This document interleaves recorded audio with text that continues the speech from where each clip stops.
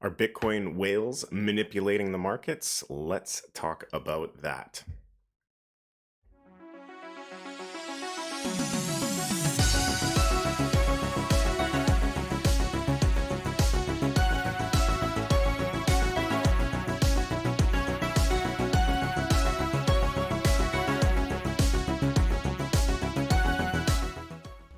Hello and welcome to the Crypto Jungle. My name is Blue the Bear, and here on the channel I keep crypto simple. We look at the price in the context of volume using the Wyckoff method. If that is something that interests you, then why don't you hit the subscribe button? I stream every Monday, Wednesday, and Friday. In today's video, a lot of the market talking about manipulation, getting to that old adage that I often just blame confusion. So a lot of times when traders are confused on a direction, we talk about manipulation. We're range bound. We had a little bit of a shakeout. We're working on a backup and we're currently range bound. So we can take a look at some of the fundamentals of manipulation, because manipulations exist in all markets, period, end of story. There's manipulation in every single market. So, to speculate like it's some sort of conspiracy theory that there's manipulation in the crypto market is funny, because it's one of the easiest markets for people with a lot of money to move. But there are some specific conditions that do need to be met for manipulation to be easier and more predictable. So we can talk about some of those conditions, as well as just get into some of the charts. We're going to take a look at Bitcoin, we're going to take a look at Ethereum, and Cardano apparently has smart contracts now. I actually haven't gone ahead and looked at any of the smart contract platforms, so maybe we go and take a look at one of those. I don't have any Cardano, so I can't really interact with it, but yeah, more to come on that. So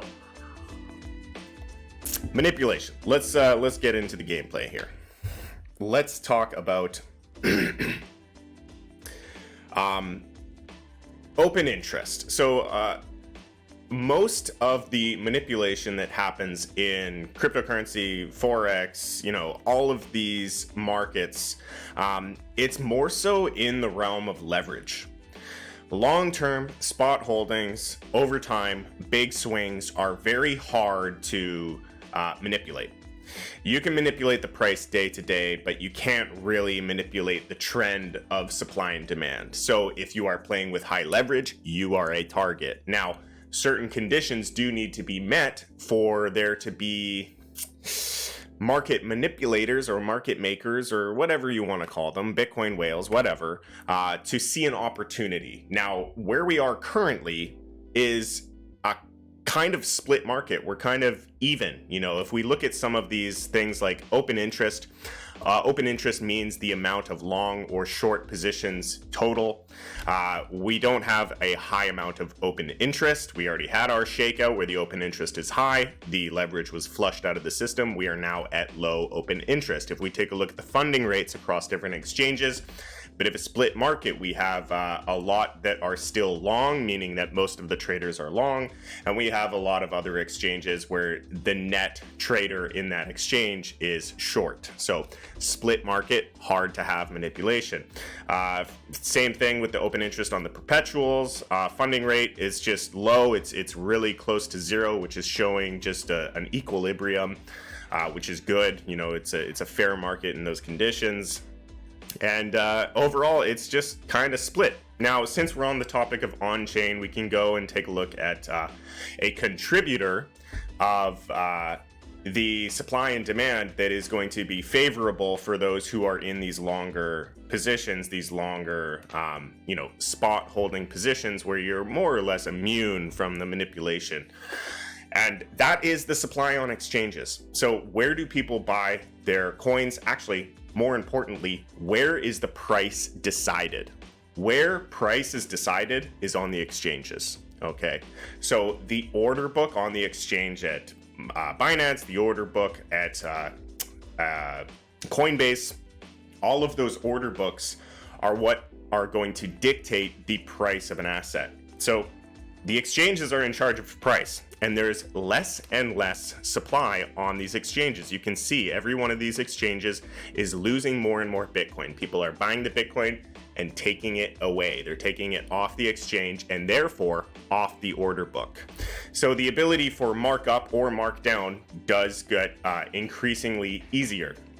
This is not manipulation. This is just the fundamentals of supply and demand, and identifying how we are in a liquidity crunch, we are in a supply crunch, and these are characteristics of a continuation of the bull market. So it's fundamentally quite sound, but it's the day-to-day that kind of trip people up.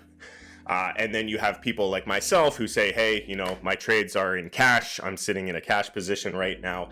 And there's a lot of confusion out there as to why people are doing things. Now, to clarify why I'm in cash because my strategy that I'm following for this duration of the bull market told me to sell.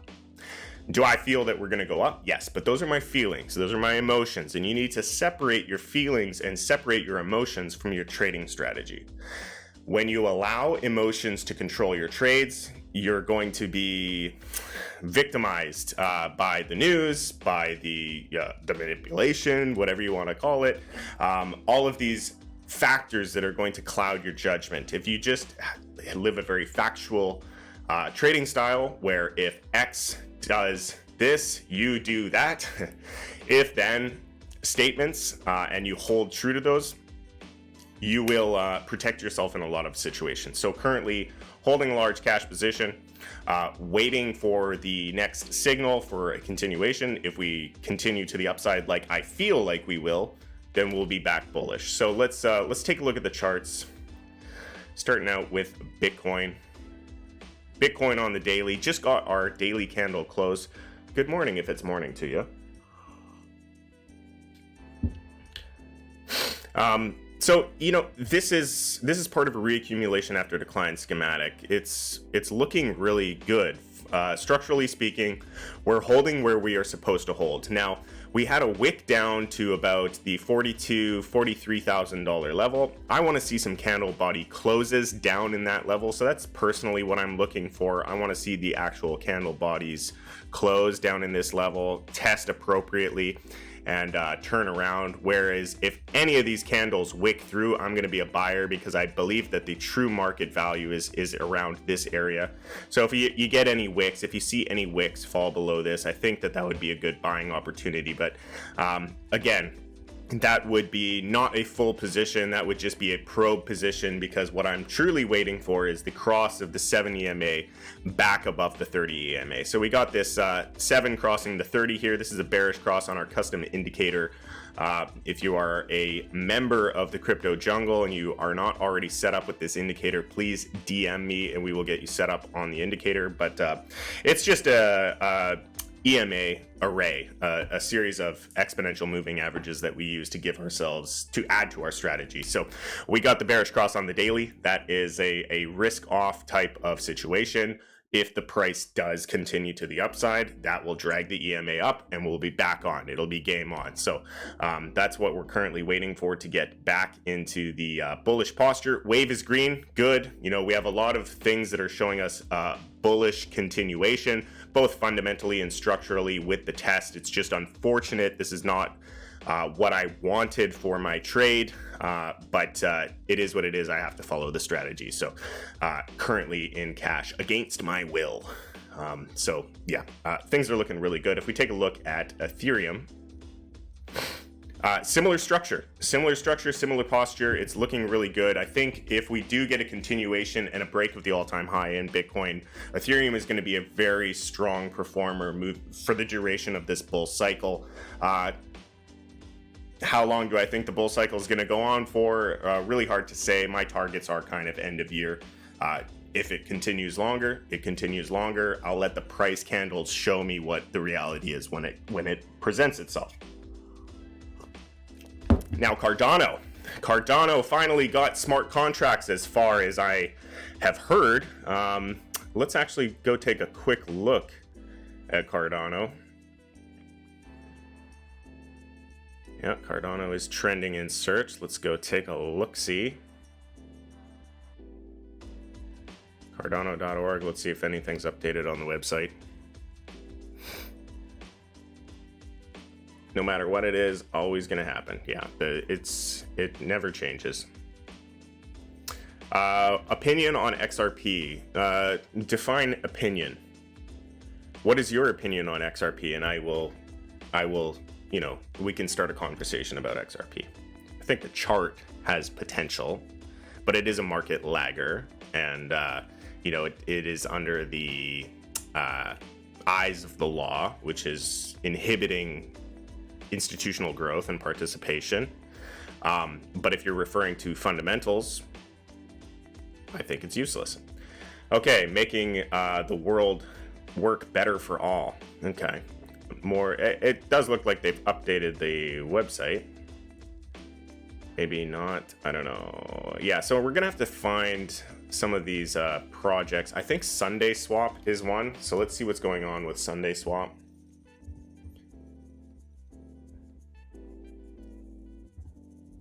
Sunday Swap. Let's go see what's going on. That's the Uniswap of Cardano.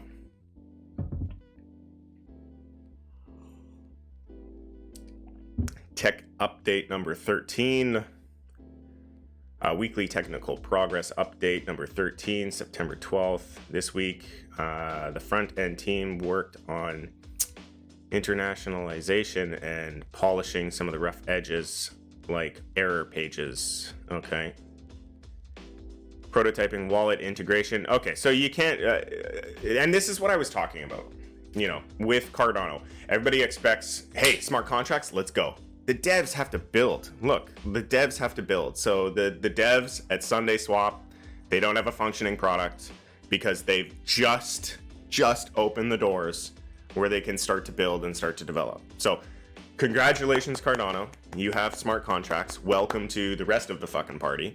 But yeah, you know, the devs need to do something with that. So looking forward to trying this out, seeing what the user interface is like, checking out what the liquidity is like, seeing if they do it in a similar way as what they do with Ethereum.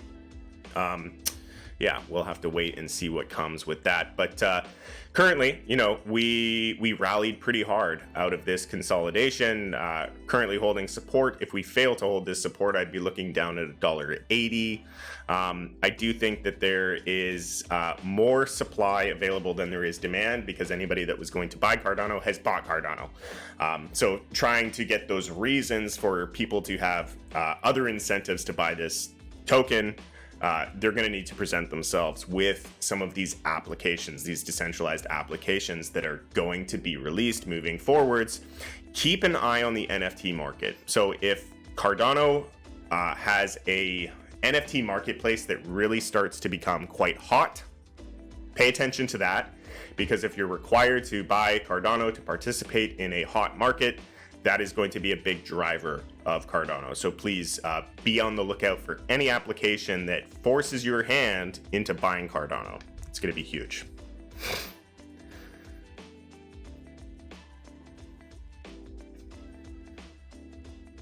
Still a part of the Arcane Bear Den? No, unfortunately, I am not in the den, Budsport. Brought up Mina a while ago, and you checked it. You might want to look into it. Not financial advice, of course. Also, you could check out dxdy. That would be awesome too. Yeah, I used dxdy like months ago when it had like nothing on it. Pretty cool. The leverage is kind of not user friendly.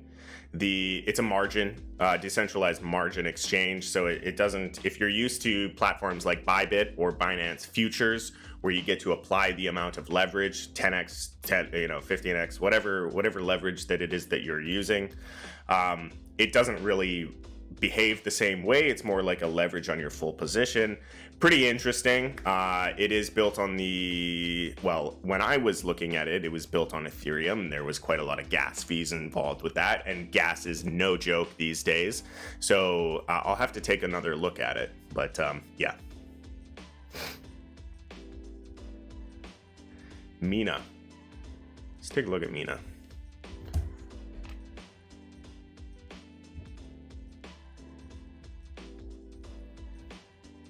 So it looks like it was launched on Binance not too long ago.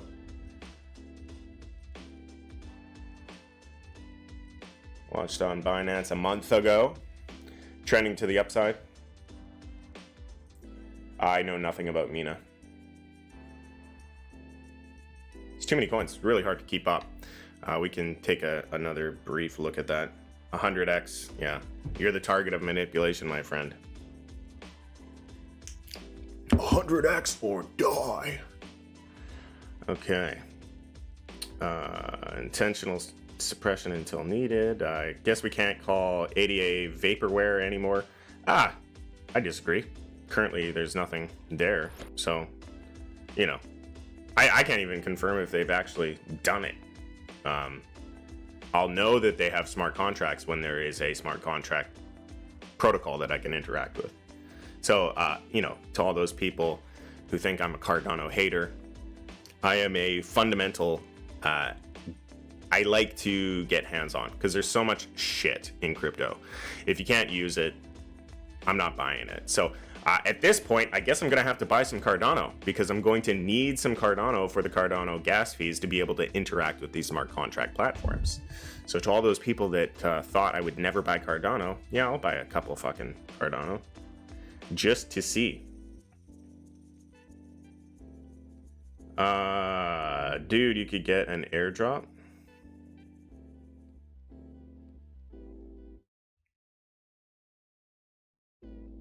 Airdrop for what? Looks like the S&P bounced off the trend line. Yeah, up only on the S&P 500. Oh, for dXDY, I get an airdrop? Okay. Yeah. I think I still even have a freaking trade. You know, it's not like I said, I got to go and try things out. So when I go and try things out, I'll take small amounts of, you know, cryptocurrency and like, okay, well, let's go long here. I think it was like a $20 trade or something like that. So I think I actually still have an open trade there. But yeah, I'll go check that out. What do you think about the dollar? You think your idea of distribution is still valid? Yes. So the dXDY, or dXDY, the DXY. We're talking about dXDY. The DXY. Yeah. So that distribution is on the weekly, right? So it's going to take a shit ton of time to play out. Like honestly, even it could take years to play out for a weekly distribution. We're on an LPSY. Now this LPSY could take a year. This one LPSY move right here could take a year. We're still underneath the range. This is the area that I'm looking at. So we're still underneath it. If we break back inside of it and start rallying, well, you know, at the most bearish case in that point is we go for another, you know, an LPSY on the underside. But yeah, you know, this is going to take a long time to play out. These are weekly candles. So this is probably not for the rest of the year. Maybe, honestly, like this could go for 2 years. Maybe this goes until the next cycle of Bitcoin. I have no idea, but you know, there is a lot of interesting things with the infrastructure bill coming. There's a lot of spending. There's a lot of dilution of the dollar. There's a lot of money printing. So who's to say that this can't really start to fall off a cliff here? One thing about this is you don't have any volume, so it's hard to interpret volume with these types of indexes. But yeah, it's still intact, still on that last point of supply.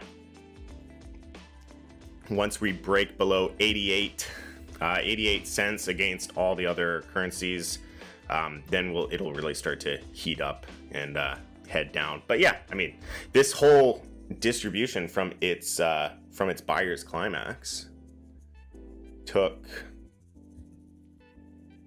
from where we are right now, we're 2,500 days in. So it's a very macro thing, very macro. So patience. Take a look at cake. Who gives a fuck about cake? So cake is a that's the Uniswap of Binance shit chain, and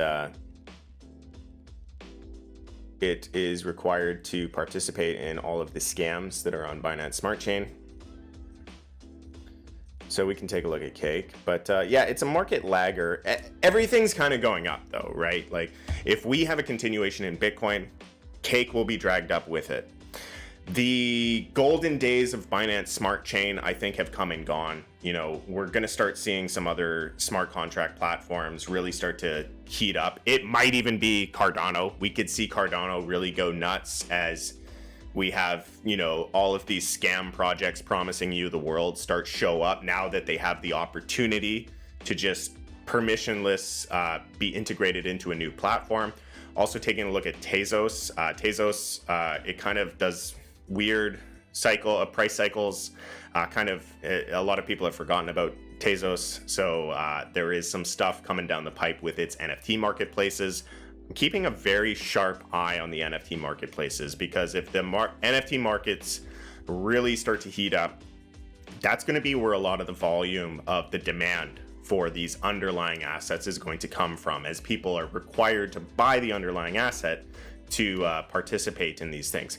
Speaking of NFT marketplaces, let's take a look at Solana. So the NFT markets overall right now have kind of dried up as far as their liquidity. It's very hard to find a buyer in a lot of these things. Solana, it's a little oversaturated. It's a lot oversaturated. So taking a look at Solana here, we have a bearish cross on the 4 hour. We don't have a bearish cross on the daily, but we're hanging on by a thread here. If we start trending below, it actually looks like we are closed below this 7 EMA. That's not a very good sign. But the fundamentals of Solana are the demand is drying up because the NFT marketplaces are not as profitable as they were. There was a rush to go and buy Solana because people needed to get Solana to be able to participate in these highly lucrative NFT projects. The NFT marketplace is oversaturated.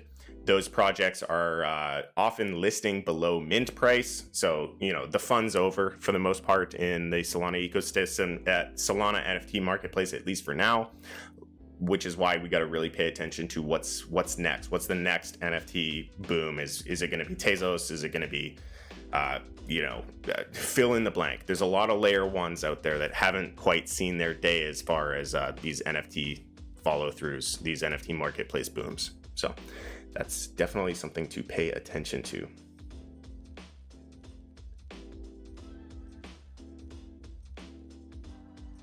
What would change your personal bias about this being a bull market despite what the indicator is telling you?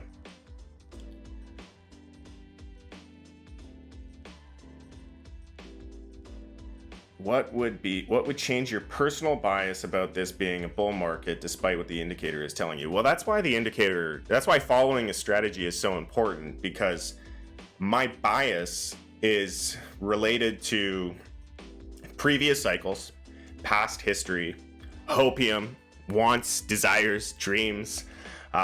So, you know, if we break down from here, then it's pretty hard to hold a conviction that we don't have a multi-year bear market ahead of us. This could be considered a lower high, a macro lower high. If we break down from here, this is a macro lower high.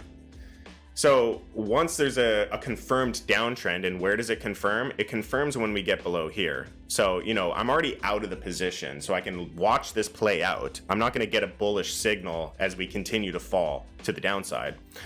So I'm out of the position. And if we fall down below $28,000, we have a confirmation of a downtrend, and it'll likely be a multi-year type scenario. So that would be something that would really cement my,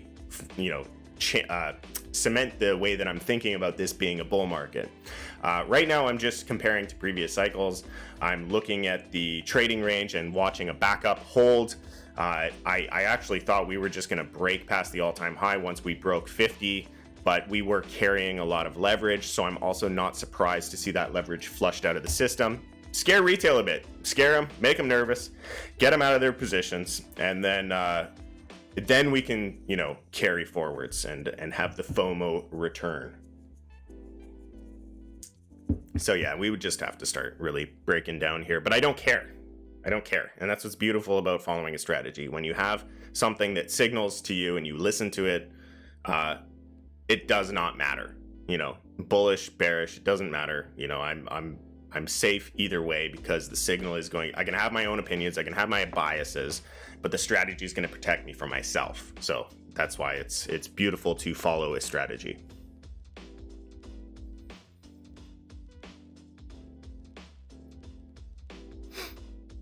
How much Bitcoin you got? I don't know. How many dollars you got? What's in your bank account right now? How much do you earn a year? What's your wife's favorite color?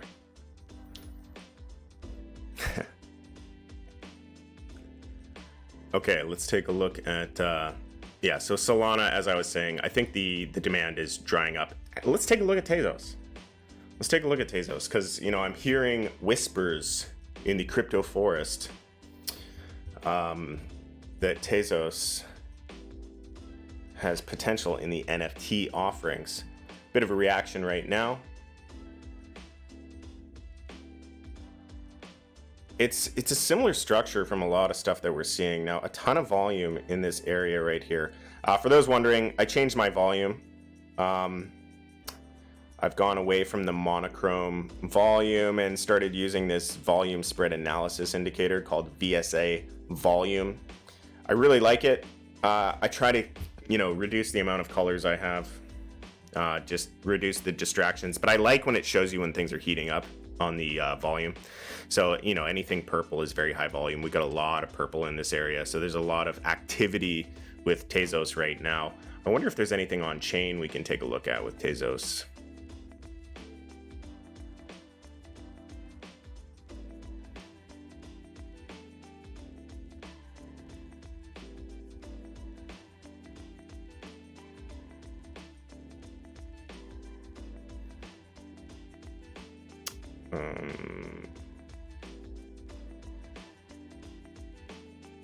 I don't know if there is on chain on Tezos.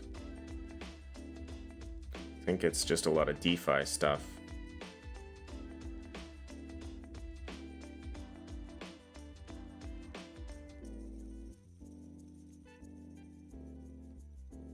They've, man, Glassnode has added a ton of stuff. It used to just be Bitcoin and Ethereum. They've got a ton. But they don't have Tezos. Okay, that's fine. As far as the chart, let's take a look at the chart. What is Alpha Numerics telling us to do? No, not TD sequential.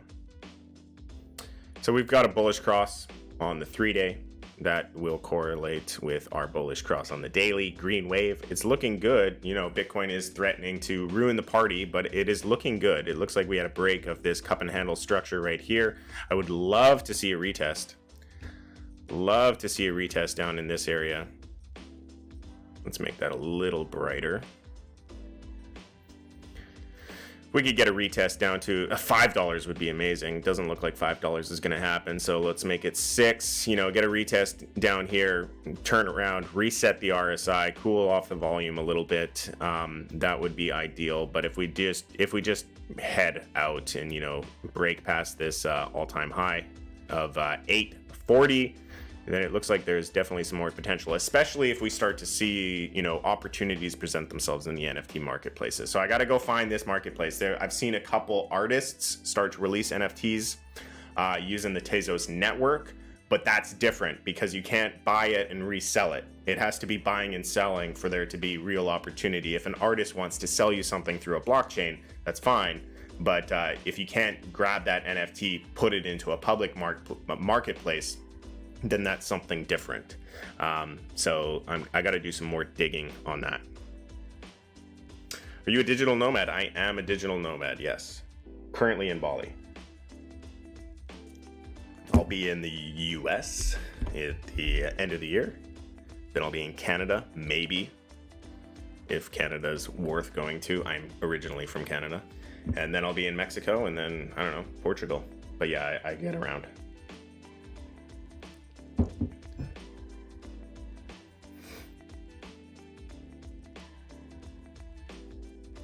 Did you leave the VSA ratios the same, or did you customize them at all? Just left them stock.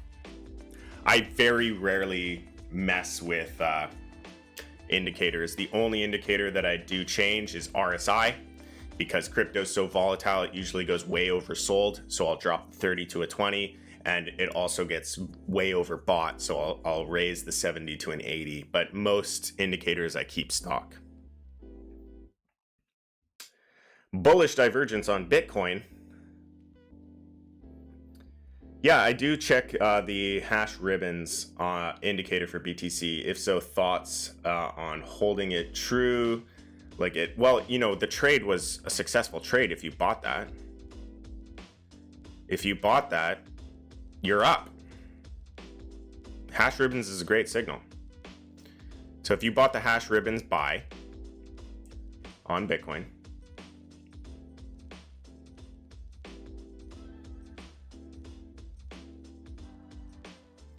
Right here, you bought at 41, or you're at break even right now. So, you know, you didn't lose on the trade. You got it. Now, how the hash ribbons works is it has to do with miner capitulation. What miner capitulation is the cost of electricity exceeds the cost of operating and running these miners through electricity, rent, whatever the case may be, is exceeding the cost of Bitcoin. So you get miners shutting down the machines. That's usually a floor because the stronger miners are able to step in, the difficulty adjustment goes down, they make more Bitcoin, and they kind of stabilize the price because they're not selling. So they're just mining on their treasury reserves. And it usually indicates a floor because that sell pressure is relieved. Then when the miners come back on, it's usually indicating that we're healthy again and we can have continuation. So a lot of the on-chain or the miner type indicators I do like those fundamental indicators. Now, are they a measure of short-term analysis and short-term price action? No, they are not. Those are macro indicators. So if you're a macro investor, they can be very, very valuable. But if you're, playing the day-to-day, if you're watching this chart multiple times a day, trying to take action multiple times a day, they're not very good indicators for you. But the bullish divergence, what are we talking about? So we are sitting on support. Let's get rid of the hash ribbons here. Sitting on support, so there's bullish divergence. For those who are unaware, a bullish divergence is anytime the lows of the price are in disagreement with the lows of the RSI. You can also do it on MACD, but it's just an easier read on the RSI. So higher lows on the RSI, lower lows on the price. This is a bullish divergence. Now, the thing about divergences is they can continue for a while. Now, if we get a break above, there's nothing that tells me that this isn't support. There's nothing that tells me that this can't turn around. I don't personally play divergences, at least not with large positions. If you want to swing, doing some smaller time frame stuff, you can use divergences and you can take positions. But look, you took a divergence position here and the price went down. You took a divergent position here. There's nothing that says that the price can't go down again, right? So just because there's a divergence, doesn't mean that it has to play out. What you can often do is look for a trend line break. Oops, don't need my pen tool. You can look for a trend line break as well on the RSI. So divergence identified, now look for a trend line break. If the RSI breaks past a resistance on this trend line, that's going to show a lot of strength and that the things are heating up and you could get that break. But honestly, like you can just get that exact same thing in the price as well. So we have the resistance. When we break the resistance, now you have a position. Now you have a reason to become a participant. We broke it here, so there are fake outs. They always exist. There's always a potential for a fake out. But if you get a break, it closes and it holds, you'd have more of a leg to stand on. But just, watching the price develop, watching the divergence develop and thinking, okay, we're ready to go. Typically not a good strategy. You want to wait for confirmation. You want to wait for some sort of break of the trend. If you just look, price is the number one. Always start with price. Price is number one. What's going on with the price? Low, lower high, lower low, lower high, lower low, lower high, lower low, lower high, lower low. That trend will continue into infinity until it breaks. Okay, the trend is your friend until it ends. Not until it ends should you get excited. That's the way I trade anyways.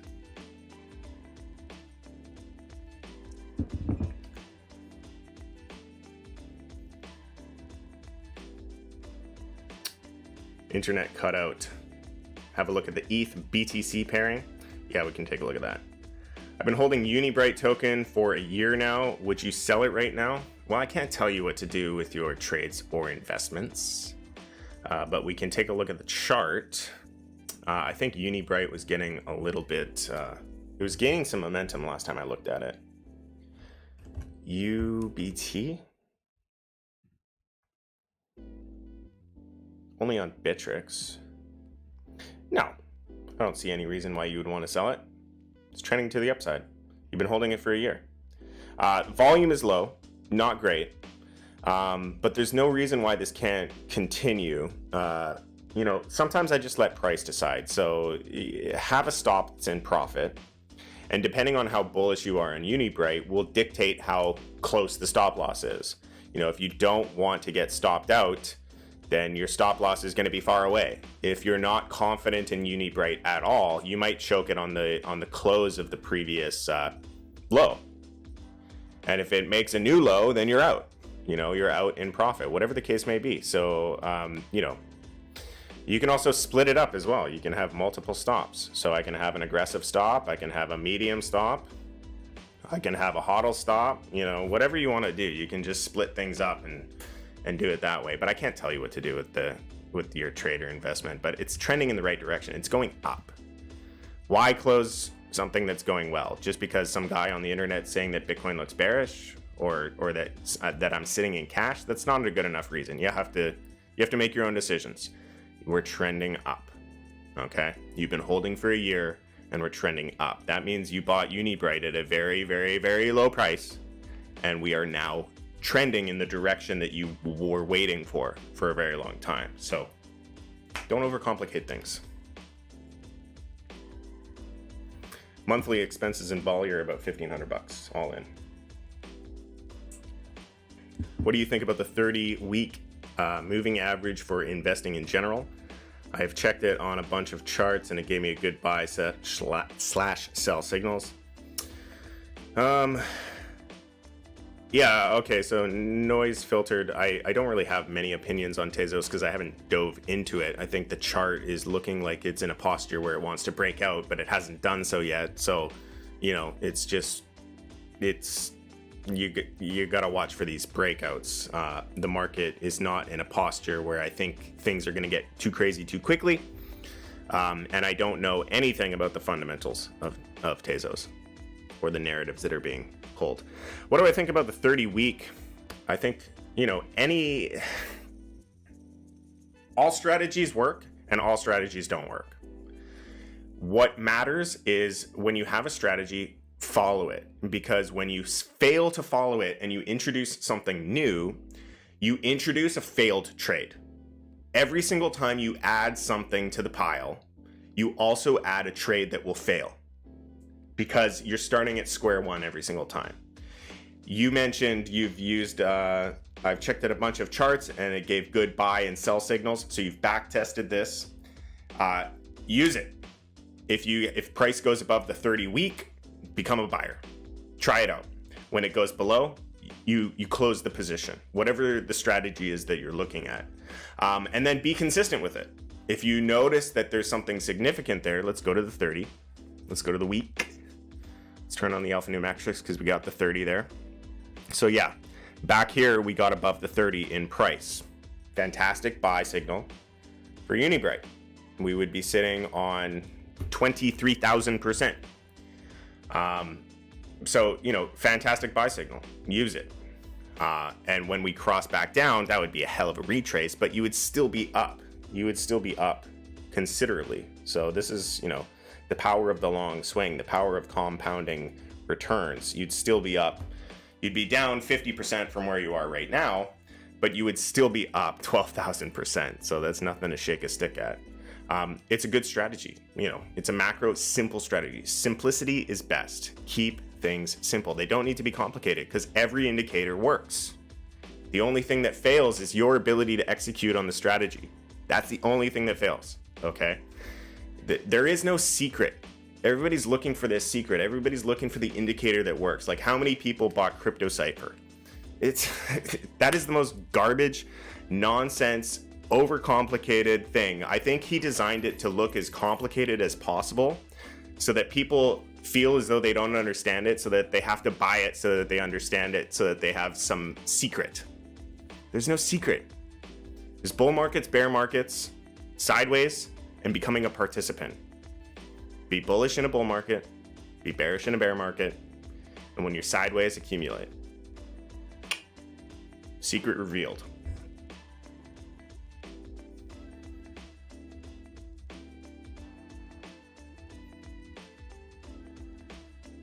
Any suggestions on a good swing trading time frame? I like the daily. Looks like the golden cross maybe tomorrow on the 50 to 200 moving average, bullish. In YouTube land, it's very bullish. You know, again, going back to how these strategies only work because people use them. A lot of YouTube is looking for that golden cross of the 50 crossing the 200. So what that's going to do is it's going to put a lot of people into a long position, put a lot of people buying spot and holding because they're going to wait for higher prices because we had a golden cross.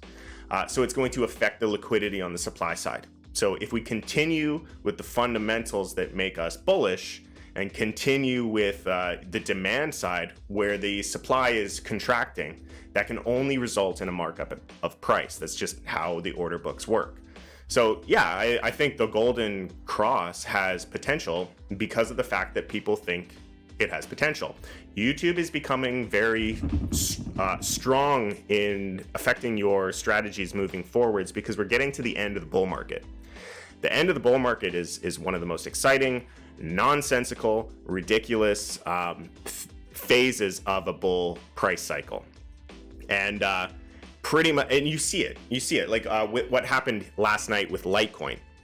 Walmart accepting Litecoin just shot up, and then everybody realized it was fake news and it went right back down. The herd is waiting to jump into shitcoins, and who tells the herd where to go? YouTube. So let's take a look at Litecoin right now.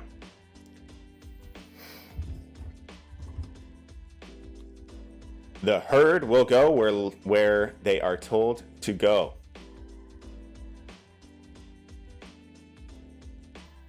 Look at this wick. Look at this nonsense. Why the fuck would Walmart accept Litecoin but not Bitcoin?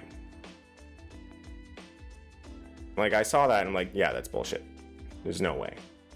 But it pumped. It pumped 30% in like an hour. Ridiculous. People are just on the search. What do I buy? What do I buy? Tell me what to buy. Come on Twitter, tell me what to buy. Come on YouTube, tell me what to buy. I need to know what to buy. It's getting ridiculous. And the ridiculousness is exciting if you are prepared for the nonsense that is about to happen.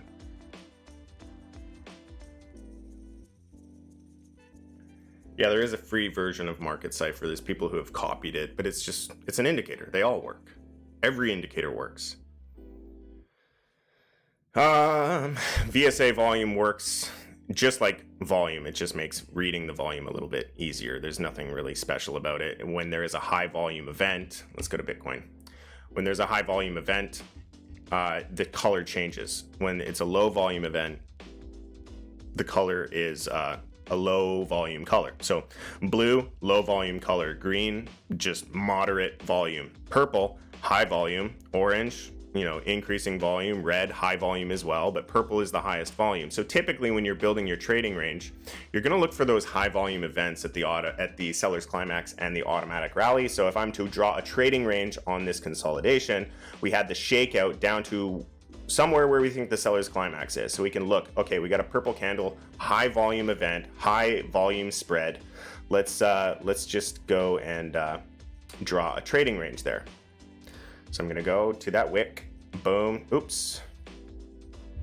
I'm going to go to that wick. And I'm going to drag it across. and I'm going to open it up to the next high volume event, which was the candle right beside it. Automatic rally. Where did we rally up to after we bounced off of that level? And you know, it can help you with signaling where things are occurring. So when we break through a resistance, look at this high volume candle. That was correlated with breaking out of the channel. We broke out of a significant resistance. Important. Now we had another high volume event down here where we crashed. So, you know, we have the potential to get another high volume event. What if we wick down? I'm actually kind of waiting for this. I would become a buyer if this happened. Let's say we tick to the downside and then we just start free falling into the channel. I'm gonna buy that. I'm gonna buy that because I think we'll just get bought right back up, hold the support, and then that's pure speculation that I don't, you know, like that is not, there's no TA that told me that's gonna work. Other than the fact that I think that this level is significant, the top of the channel is significant, and if we break it, I'm convicted that that's a significant level, so I'm going to try and catch a falling knife, which is very, very dangerous, and I do not recommend that you do that if you don't know what you're doing and you don't know how to trail a stop loss and you don't know what it looks like when your trade's not working. If you guys want a great group to learn this kind of stuff, links down below, thecryptojungle.com.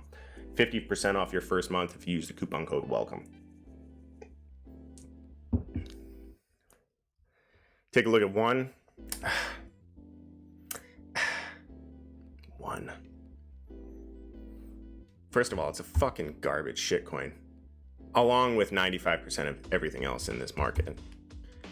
But yeah, we'll take a look at your fucking shitcoin. I don't know. It's trending up. The trade was back here. So, you know, you probably, I don't know if you're new to one. You've probably been holding one a long time. You might have even bought one way down here. But we got the bullish cross, and it's been bullish ever since.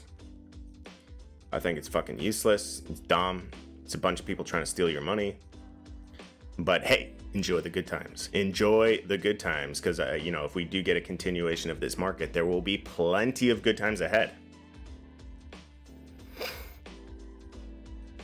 How do I feel, really? I feel like everything is trying to steal your money. And I feel like you can make money in almost everything in the right market conditions. That's how I feel.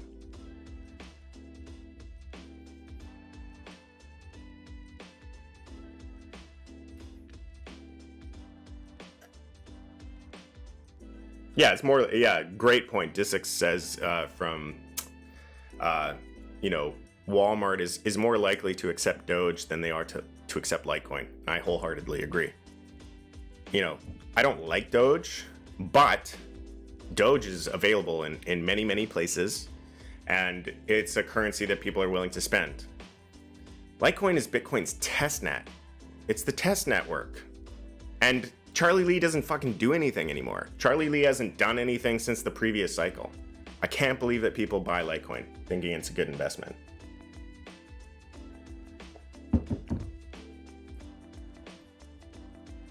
What do you think the likelihood is that 64K was the cycle top versus more bull run yet to come? So every single step that you make, every single decision that you make, you have to think about the possibilities and the probabilities. I think that the 64K top is a probability. It is a probability that that is the top. It is a possibility. It is a possibility that that is the top. I think the probabilities that that is a top are lower than the probabilities of a continuation of the bullish market because A, we're in an uptrend on the macro. We keep making higher highs and higher lows, and the on-chain data doesn't show whales dumping everything. They didn't see the typical signals that we see in previous cycles where you get that massive dump.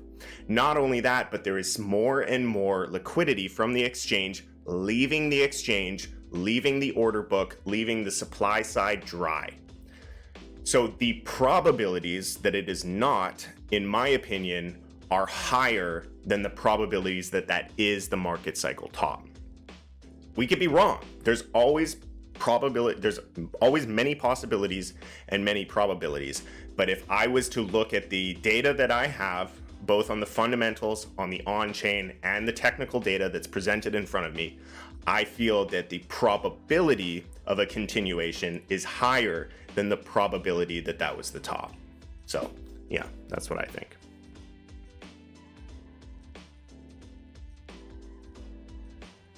What happened to Bitcoin Cash? Does it still exist? Yeah, it still exists.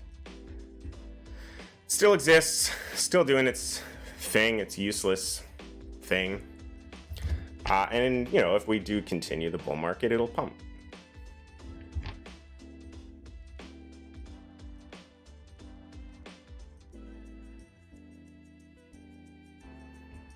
You know, it's in a bullish structure. You know, it's holding a key support. I think that there's potential for it to go, but is it an investment or is it a trade? You know, a lot of people really get lost in this space trying to figure out what is an investment and what is a trade. Investments are few and far between in crypto, especially now. You know, if you're here to invest in crypto now, sorry to burst your fucking bubble, you're late. You're very late. You're about 1.5 years late to be making investments in crypto. If you're thinking long term, that's fine, but you're gonna watch your portfolio grow, and then you're gonna watch it go to fucking what feels like zero. So investments are very hard right now. It's too hard to make heads or tails as to what is a good project. Bitcoin Cash, it has utility. You know, it is cheaper, it is faster than Bitcoin currently. It is not cheaper, nor is it faster than Bitcoin Lightning Network, and the Lightning Network has seen a ton of development. But you know, there are people that are still accepting Bitcoin Cash. Bitcoin Cash still has a following, so it's not, you know, it's not without minor utility. But you know, people are going to see the price tag of Bitcoin and they're not going to want to buy it, so they're going to be like, oh well, there's this other one, Bitcoin Cash, and it's like 10 times cheaper, I'm going to buy that one. Or it's 20 times cheaper, I'm going to buy that one because it's cheaper, maybe it can do the same thing as Bitcoin. That's how retail thinks. But what's going to be really interesting is when Bitcoin is not denominated in Bitcoins anymore and starts being denominated in Satoshis. I don't know if you guys are following Willy Woo, but I freaking loved this tweet because I'm just waiting for this moment to happen. When Bitcoin's at $100,000, you're going to start to see exchanges stop listing Bitcoins, and they're going to start listing sats. And when Bitcoin's at $100,000, because we all know about unit bias and why people buy, you know, 1 million little shit coins. When we start talking about sats, Bitcoin at 100K is going to be 0.01 penny. And now you're going to have a new coin. It's not a new coin, it's just Bitcoin, but it's going to be a new unit of account for Bitcoin called a Satoshi. And people are going to be bidding on Satoshis. So it's like we get to start the cycle all over again, and you get to bid up the price of a Satoshi, which is correlated with the price of Bitcoin. That is hyper Bitcoinization. That is when shit gets crazy. That is when, you know, people start counting sats and they stop counting their coins. It's going to be nuts. So that's what I'm waiting for. It's coming.